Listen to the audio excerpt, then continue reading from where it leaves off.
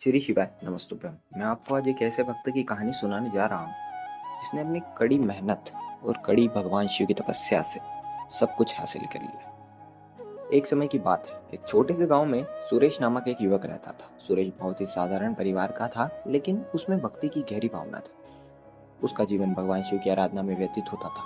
वह हर दिन शिवलिंग के समक्ष जाकर न केवल पूजा करता, बल्कि अपनी समस्त समस्याओं का समाधान भी भगवान शिव से मांगता। सुरेश की भक्ति और उसकी नियमित पूजन विधि के कारण वह गांव में बहुत प्रसिद्ध हो गया। गांव के सभी लोग उसकी भक्ति की प्रशंसा करने लगे। लेकिन सुरेश की एक समस्या थी, उसके पास धन की कमी थी। वह अपने परिवार का भरण पोषण करने के लिए दिन रात मेहनत करता था, लेकिन वह फिर भी उसे संतुष्टि नहीं मिलती थी। एक दिन सुरेश सोचने लगा कि भगवान शिव की कृपा के बिना उसकी सभी मेहनत बेकार है। उसने निश्चय किया कि वह कड़ी तपस्या करेगा। उसके मन में यह विचार था कि यदि वह भगवान शिव को प्रसन्न कर सके तो उसकी सभी इच्छाएं पूर्ण कर देंगे। वह गहराई से विचार करके जंगल में गया और एक विशाल वृक्ष के नीचे बैठकर तप करने का निर्णय लिया। उसने निश्चय किया कि वह शिव जी की आराधना करेगा और सिर्फ फल फूल खाकर जीवित रहेगा। उसकी तपस्या कठिनाई से भरी हुई थी, लेकिन सुरेश ने दृढ़ संकल्प के साथ अपनी साधना जारी रखी। सुरेश की तपस्या को देखने के लिए भगवान शिव ने अपने अनुचर नंदी को भेजा।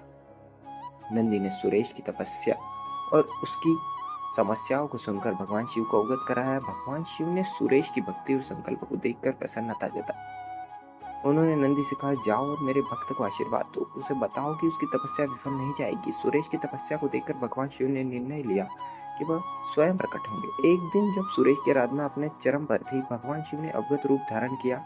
सुरेश ने जब शिव जी की दिव्य छवि को देखा तो उसकी आंखों में आंसू आ गए।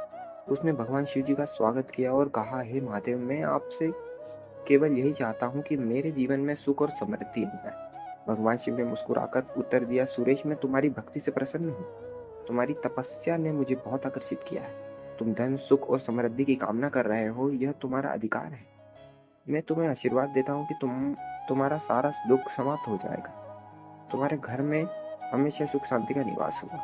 आशीर्वाद के बाद सुरेश ने भगवान शिव की कृपा को अपने परिवार से अनुभव किया। उसका व्यवसाय परस्पर होने लगा, उसकी आर्थिक स्थिति सुधर गई और उसका परिवार सुख शांति से रहने लगा।